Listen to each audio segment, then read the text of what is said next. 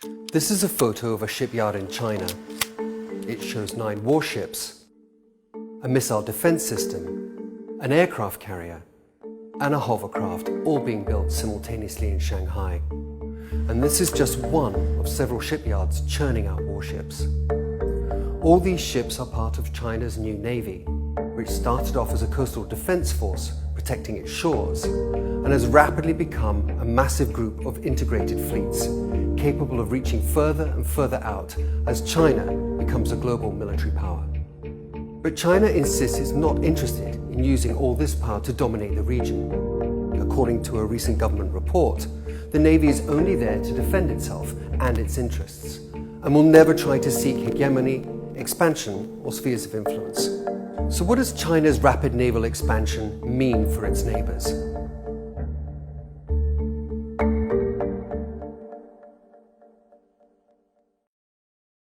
Here's what China sees when it looks outside its borders. It's one of the biggest military vessels Japan has commissioned. A menacing reminder of Vladimir Putin's military ambition. Chinese subs are a potential target. The Indo-Pacific region is becoming increasingly volatile as China, India, the US and others jockey for control.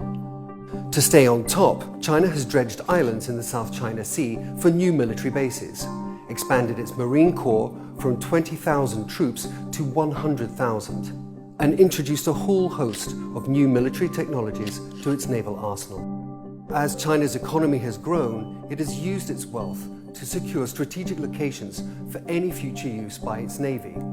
Money has been poured into ports across the Indian Ocean in order to secure access rights. And it's not just money, it's also about resources. China's large Coast Guard fleets are supplemented by maritime militias, posing as fishermen but answering directly to the military. They have harassed Vietnamese and Filipino fishing fleets in an effort to control resource-rich regions like the South China Sea. And some regional leaders have already accepted China's economic dominance. When CSSI will fish, who can prevent him? China's naval forces now operate on a 2-track path. On the one hand, its militias and Coast Guard are dominating vital regions, intimidating the vessels of other countries in order to establish control. What we've seen in the last few years is when there's been disputes, there's been a constant reaching for diplomatic channels. It's a diplomatic game that China is playing and other countries are playing in the region. On the other, the size and power of the Navy itself is stopping China's neighbors from pushing back against this low-level harassment. China doesn't want to engage in a military strategy. It uses military power to enhance its influence across the region, but it's all part of the same package.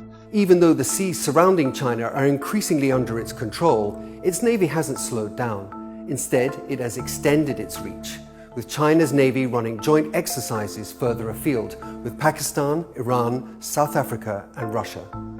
All this has made China's neighbors increasingly fearful of the giant in their midst. In response to live-fire drills near Taiwan, the US recently rushed through a large arms sale for the Taiwanese government.